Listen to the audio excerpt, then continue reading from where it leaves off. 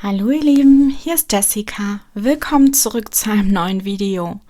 In diesem Video möchte ich euch die Holbein Artist Colored Pencils vorstellen.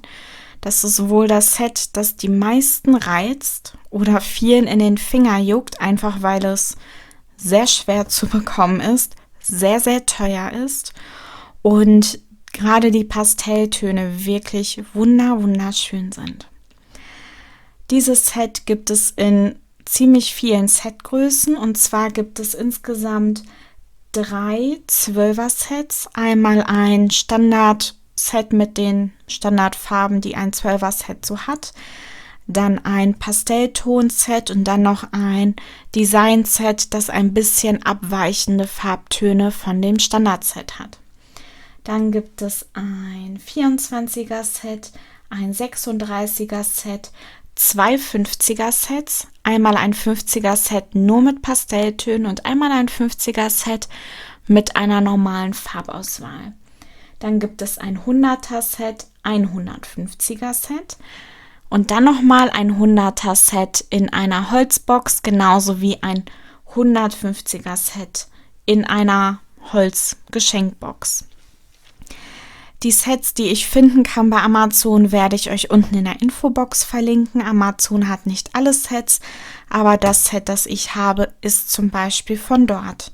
Ich habe das Set von meinen Eltern zum Geburtstag bekommen und es lag jetzt relativ lange bei mir und ich konnte mich nicht überwinden, eine Review zu machen, weil ich diese Stifte so gut wie gar nicht einschätzen kann.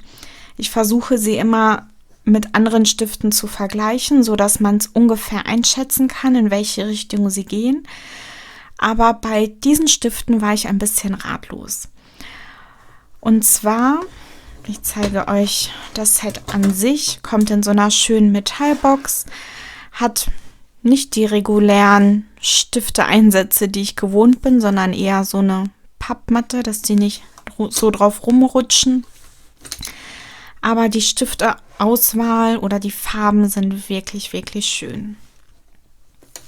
Die Stifte an sich sind in der Farbe lackiert, die auch wirklich dem Farbton entspricht. Ich finde es sehr nah dran. Hier drauf steht Holbein Artists Colored Pencil. Das sind japanische Stifte. Dann hat man hier die Farbnummer.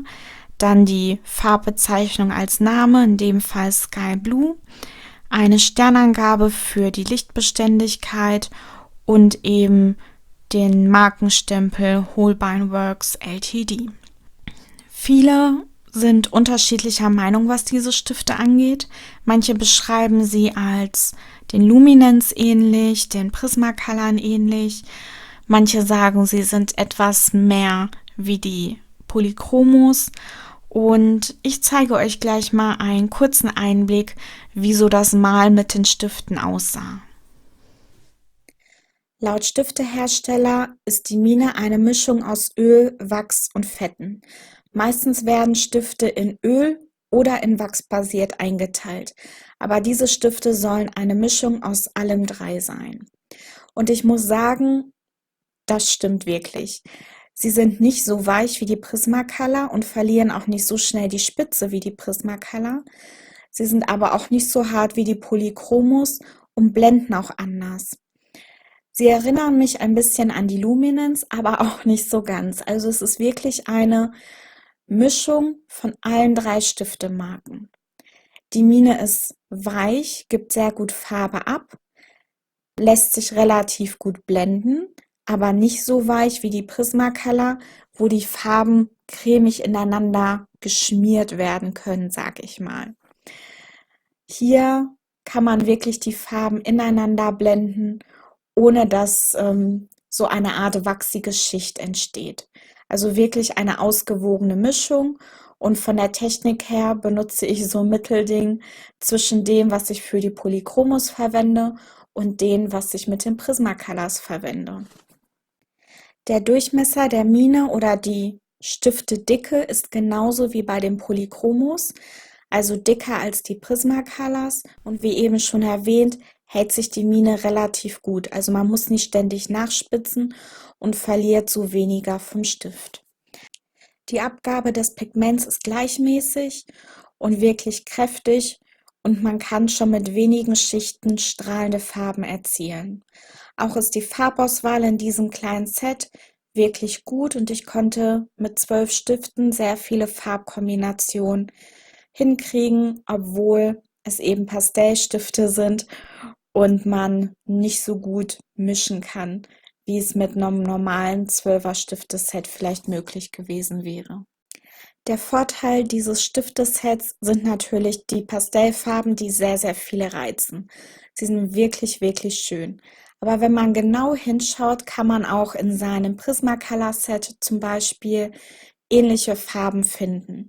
Ich werde unten in der Infobox eine Auflistung machen, welche Prismacolor Farben den Farben entsprechen, die ich hier in dem 12er Pastellset zum Beispiel habe. Ein Nachteil bei diesem Set ist die Importierung.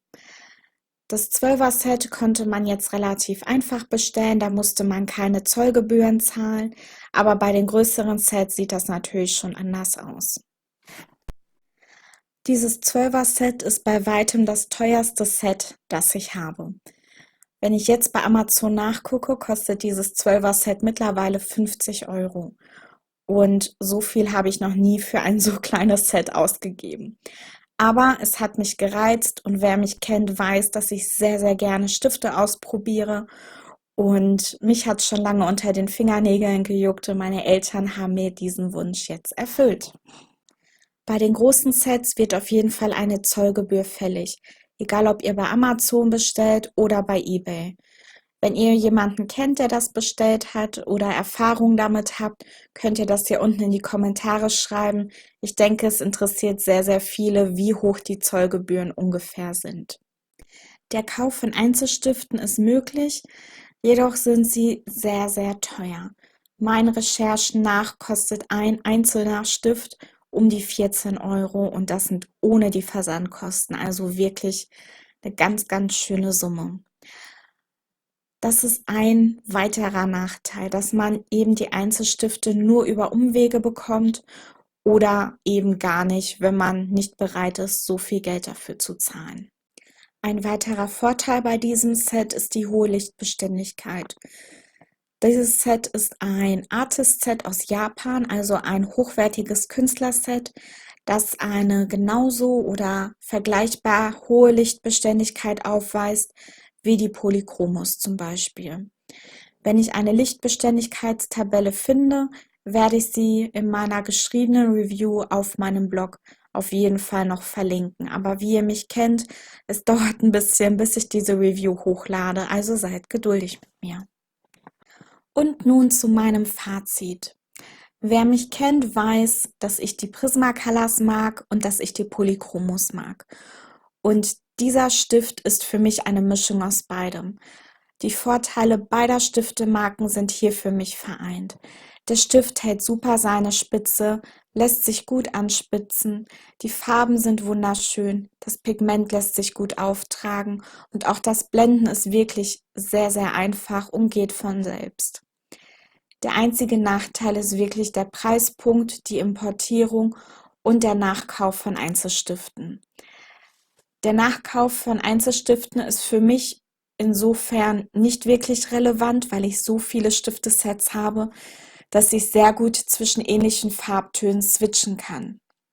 Allerdings weiß ich, dass bei denen, die sich wirklich nur ein Set kaufen und viel malen, das ein Knackpunkt sein wird.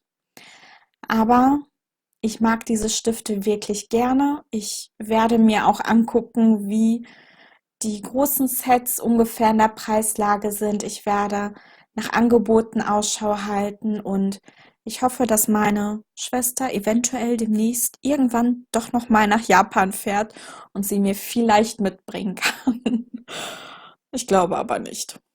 Ich bin wirklich froh, dass ich euch dieses Set empfehlen kann. Es ist lange her, dass ich wirklich aus Herzen sagen konnte, dass ich Stifte mag, dass ich ein Set mag und es wärmstens empfehlen kann.